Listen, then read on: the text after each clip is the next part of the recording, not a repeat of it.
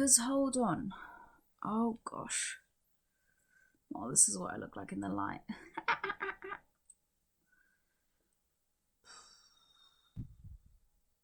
That was a lot. Reading Marx is a lot. But what does that make you think on a level?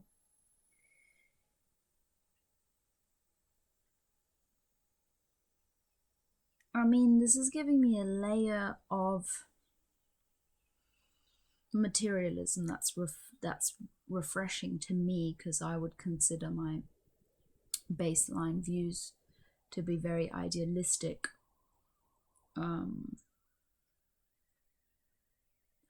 But also knowing they're not. Also knowing that you're a product of your environment. But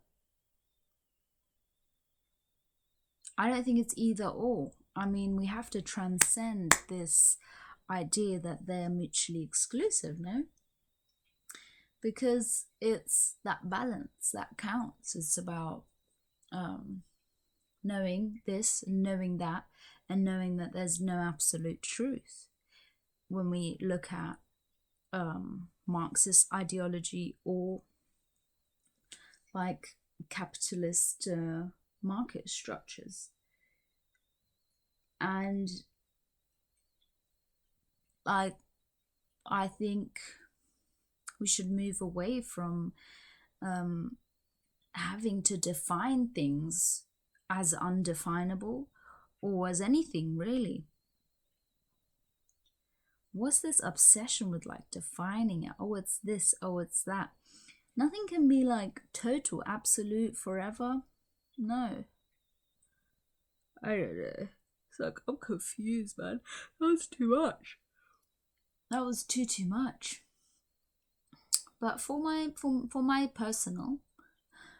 personally,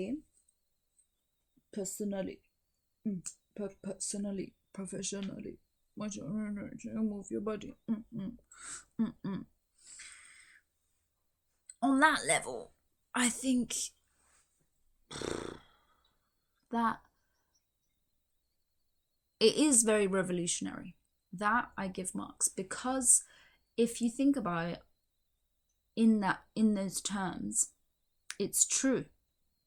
Capitalist market structures are draconian. They're helping the 1%. Like, these are facts.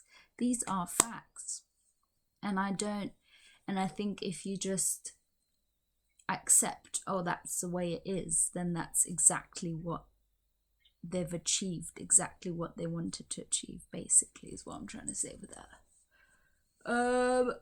And also making me realize that you have to be true to your cause and not retract it just because what?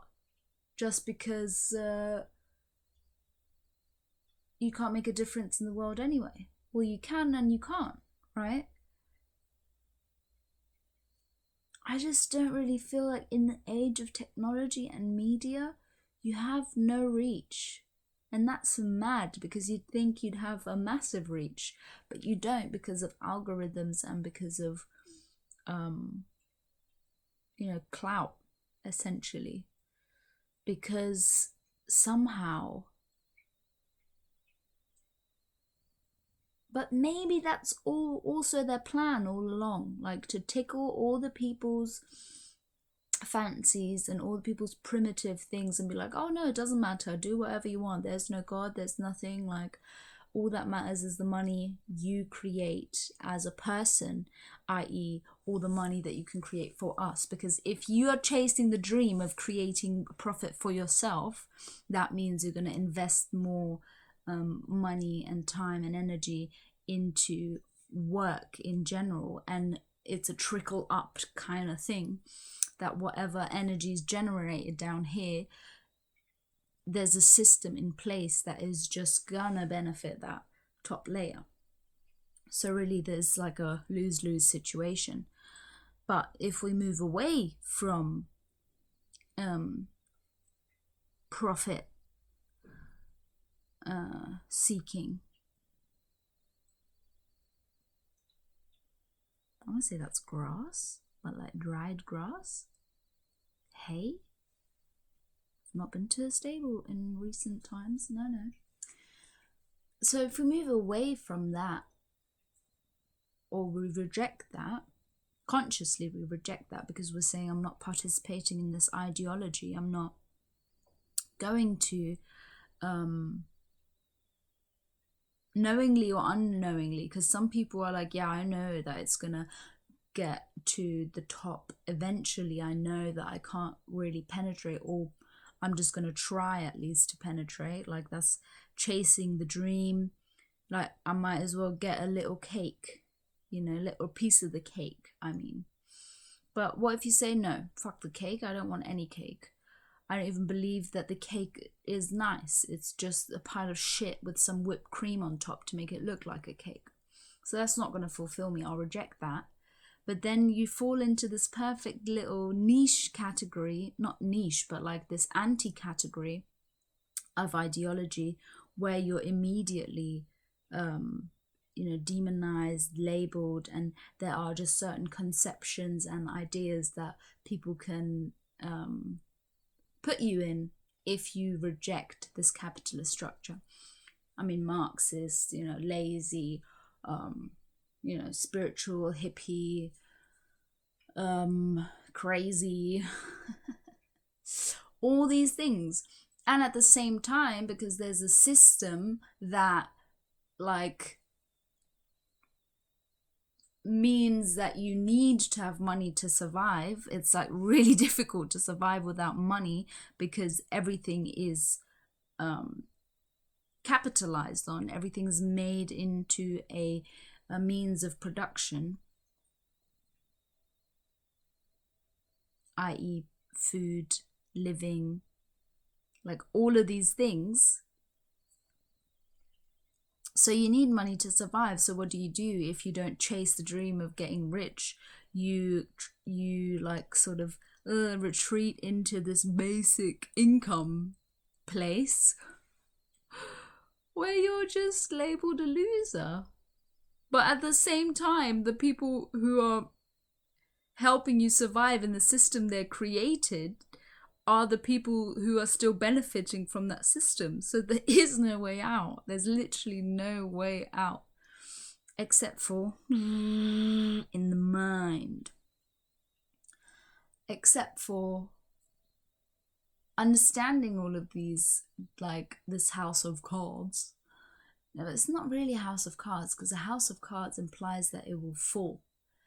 It's more like a really intricate domino structure, but with loads of like stops. So there are loads of different sections in this domino structure, and sometimes they fall, but they are ensured in a way that the core of the domino structure, or the top of the pyramid domino structure, never gets penetrated with a toppled Donimo stone.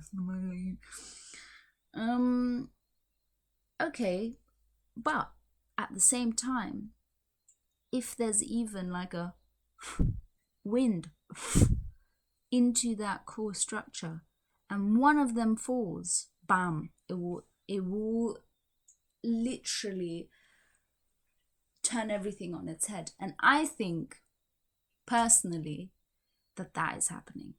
I think that is happening for sure, because capitalism has reached its peak. It has reached its peak insofar it is not concerned with expansion anymore. It's not concerned with expansion anymore because now they've conquered every single place. They being the capitalist fourth frontrunners, being the US. But it's not limited to nations. But the US is the military force behind capitalism. That is just undeniable. So they can't get into the into China, right?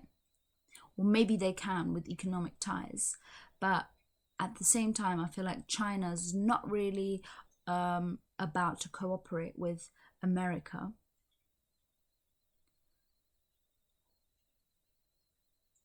So what does that mean? So what I'm trying to say is that they have peaked because the expansion period is over, and now it's about what? Now it's about indoctrination, as it always has been, but now it's really about indoctrination, about like getting rid of naysayers, basically. Getting rid of naysayers, meaning all the people who don't believe in the system to be made visible and to be eliminated.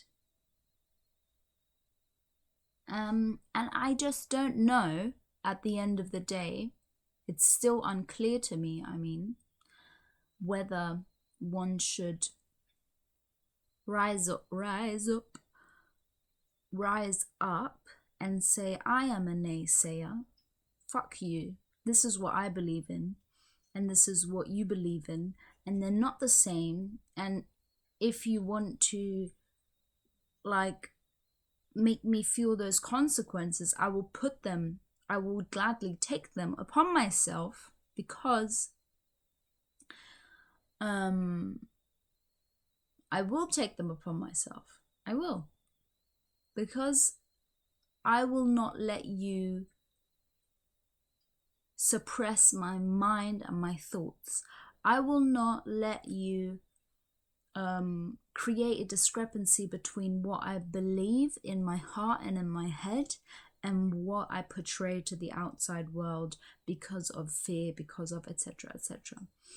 While I think that that is the noble thing to do, whatever that means, while I think that is the brave thing to do, courageous thing to do, or is that just the way it appears?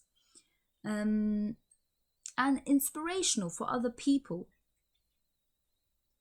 But the way information works nowadays, you could easily just suppress these people in terms of their publicity, in terms of their